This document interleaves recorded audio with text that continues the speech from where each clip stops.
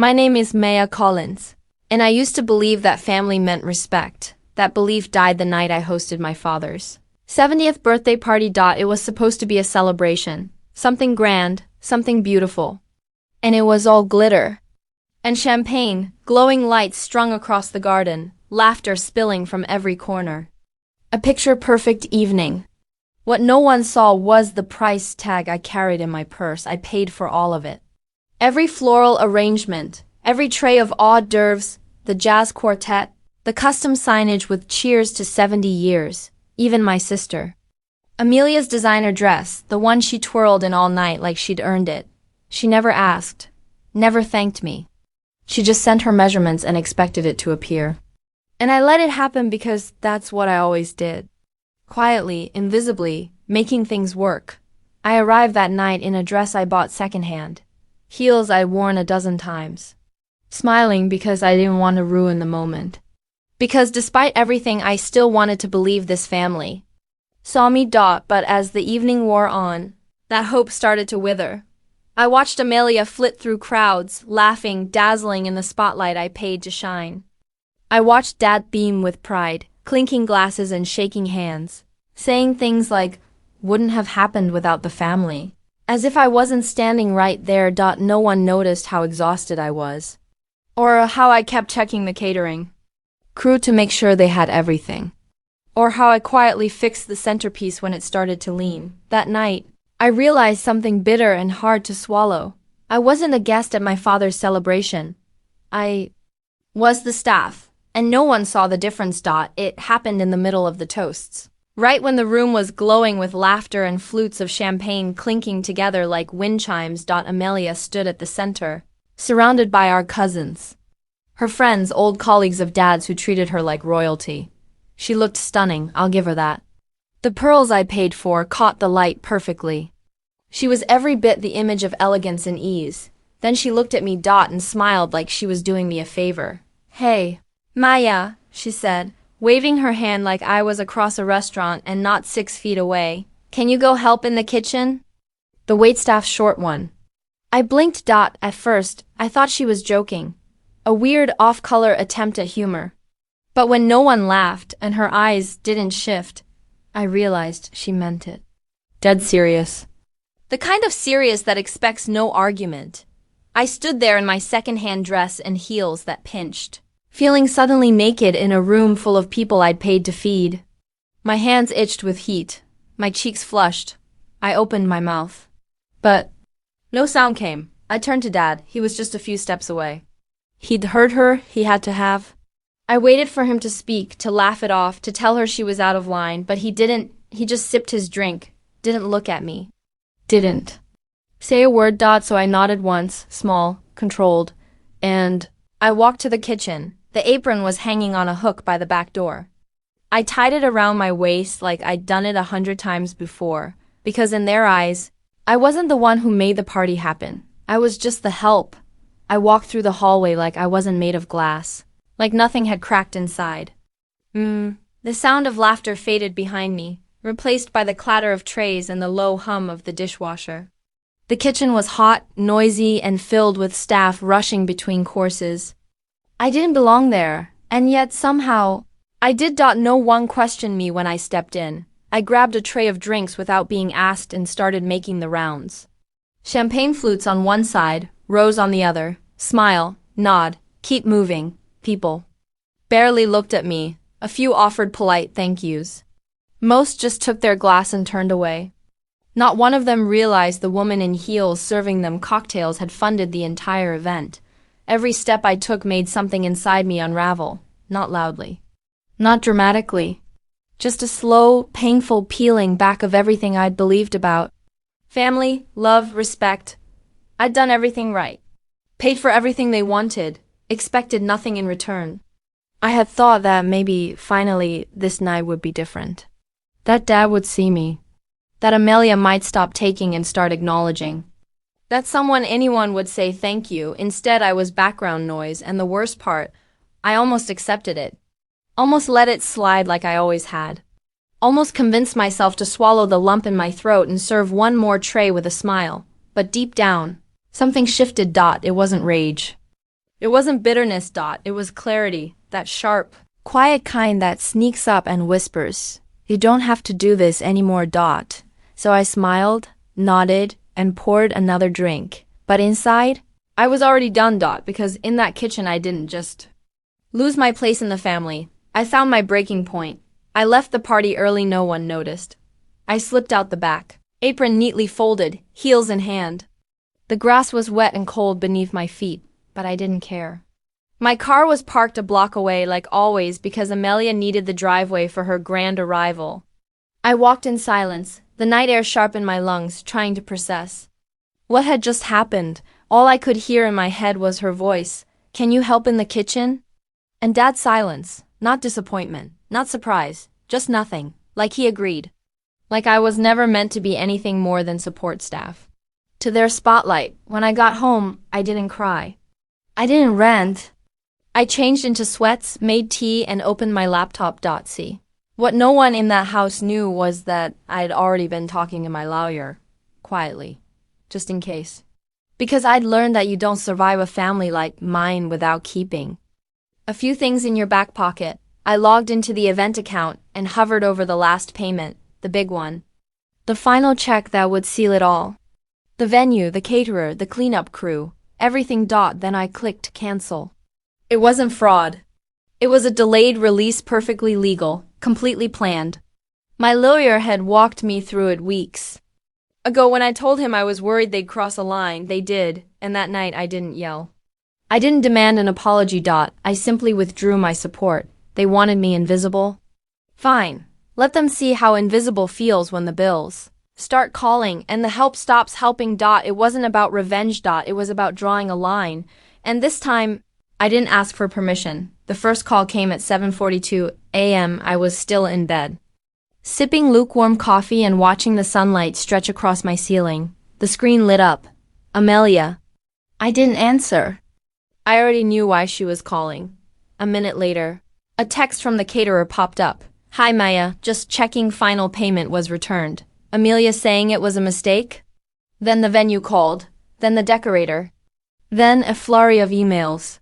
Panicked and confused, demanding answers. By 9 a.m., the group chat exploded. "Amelia, Maya, what is happening? Dad, we need to talk. This isn't like you."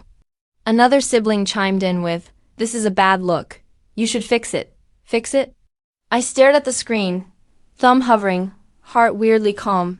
They were scrambling to cover a mess they didn't even realize they'd created. Not until the money vanished. Not until the help stopped helping. No. I was the villain. The selfish one, the dramatic one. They didn't mention the party. Didn't ask why I'd left early. Didn't question why I'd been in the kitchen in heels while Amelia accepted compliments for a night I built. They didn't ask because they didn't care. Not really. But they did care about the fallout, the embarrassment, the unpaid vendors, the buzz among their friends that something had gone wrong. So I answered none of them. Instead, I texted the lawyer. Delay was triggered. No response for now. And I sat there in the quiet of my own apartment, alone but not lonely. Because this time, I wasn't cleaning up someone else's mess. I wasn't rushing to smooth it over. I was letting them feel the weight of my absence. And for once, it felt like peace. By noon, the story had changed. I wasn't the one who had paid for the party. I wasn't the one who had stepped in when Amelia overspent. I wasn't the one who had booked the vendors, signed the contracts, or spent hours handling the logistics behind the scenes. No, now I was just unstable, emotional, too sensitive. Dad told the family it had all been a misunderstanding. That I had gotten overwhelmed. That maybe I was going through something. And Amelia? She told anyone who would listen that I was jealous, that I had tried to ruin her big night out of spite. As if serving shrimp cocktails in heels I couldn't afford was some kind of power play. I read every message. Every whisper filtered back to me through group chats and mutual friends. People who hadn't even been at the party had opinions about my outburst, even though I hadn't raised my voice once. I hadn't even looked angry. I had simply stopped. And that was what shook them. I wasn't fighting. I wasn't defending. I was just gone. I didn't show up to family brunch that weekend. I didn't explain myself. I didn't try to win anyone back, because I finally understood something. When you stop pouring into people who only ever take, they call you selfish. When you stop cleaning up after adults who treat you like a convenience, they call you cruel. They weren't mad because I'd done something wrong. They were mad because I'd stopped making it easy for them.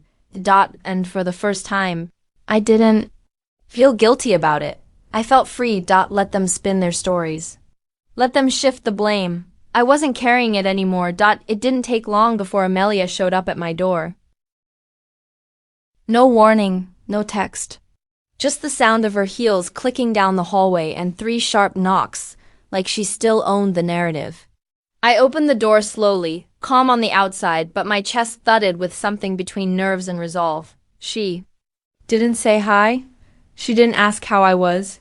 She crossed her arms and launched straight in. How could you do this to us? I let her speak. Righteous, indignant, loud. She called me petty, sighed I embarrassed the family. Said the venue had called Dad personally. That Mom would be ashamed. That one almost got me when she finally ran out of steam, standing there flushed and breathless. I took a long sip of my tea and set it down. If you treat someone like the help, I said slowly, don't be shocked when they stop helping. She blinked. Like the words didn't compute. Like she couldn't fathom a world where I pushed back. Where I didn't shrink.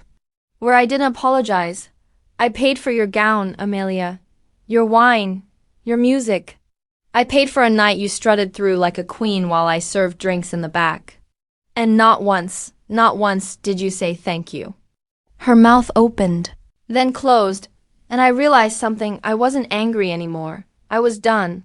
I stepped back and gently closed the door.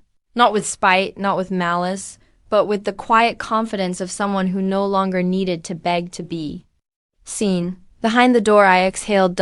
And for the first time in years, the silence didn't feel cold. It felt like mine. After Amelia left, I sat alone in the quiet. No messages came. No apologies. No one asked how I was doing, not Dad, not any of the cousins who'd toasted glasses that night. The family group chat fell silent, like I'd been muted, or worse, erased. It was strange, realizing how quickly people step back when you stop performing the role they assigned you. For years, I'd been the fixer, the peacemaker, the one who paid the deposits and smoothed over the snide remarks. I had confused being needed with being loved, and it took serving drinks at my father's birthday party, drinks I paid for that illusion to shatter. The truth was, I had made it easy for them. I absorbed the tension, picked up the slack, kept the machine running while they played their roles. I let their silence speak louder than I should have.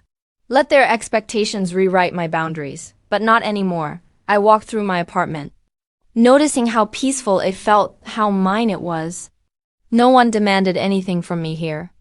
No one handed me a task disguised as a favor.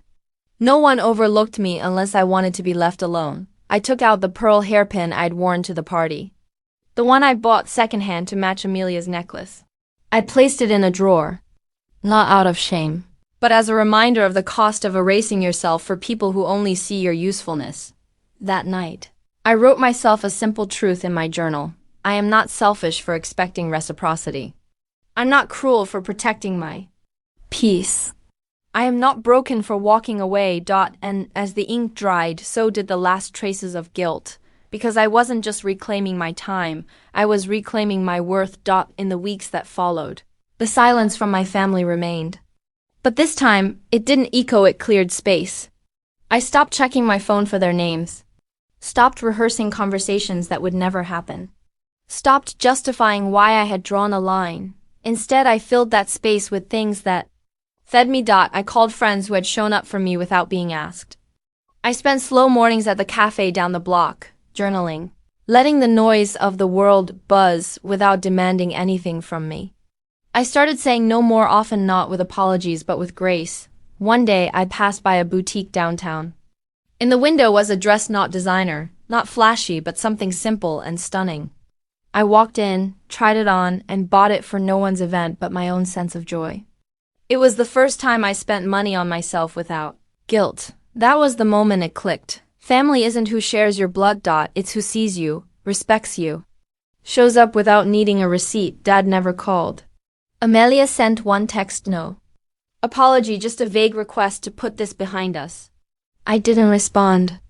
Not because I was angry, but because I had finally outgrown the version of me that begged to belong in places that hurt.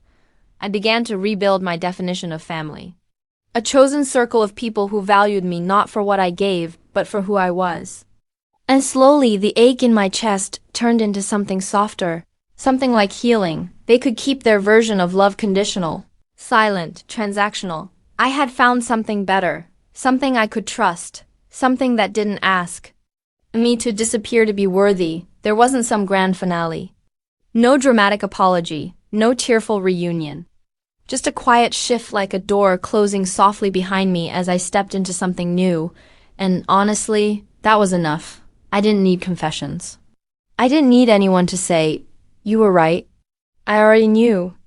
I had lived the difference between being tolerated and being respected. I had poured time, money, energy into people who would never return it, not because they couldn't, but because they never thought they had to. So I stopped pouring, and they called it selfish, but I call it survival. It's funny. The things people think they're entitled to, the effort, the silence, the constant yes. They expect it from the one who never complains, the one who makes things happen without fuss. But when that person finally says, no, suddenly she's the problem. I'm not the problem. I'm the boundary. That night at the party, I walked into the kitchen wearing heels I couldn't afford and dignity they thought they'd stripped away, but what they didn't see was what I took with me when I left. The power to stop saying yes. The right to call out entitlement. The courage to choose myself even if it meant choosing distance. I never got my name in a toast. I never heard thank you. I never stood in the spotlight, but I don't need any of that anymore, because I don't measure my worth in applause, or acceptance, or family traditions that treat love like a transaction. I measure it in peace. In the steadiness of my voice. In the quiet strength it took to say, no more. That night I didn't just reverse a check, I reversed a lifetime of being invisible, and I've never looked back.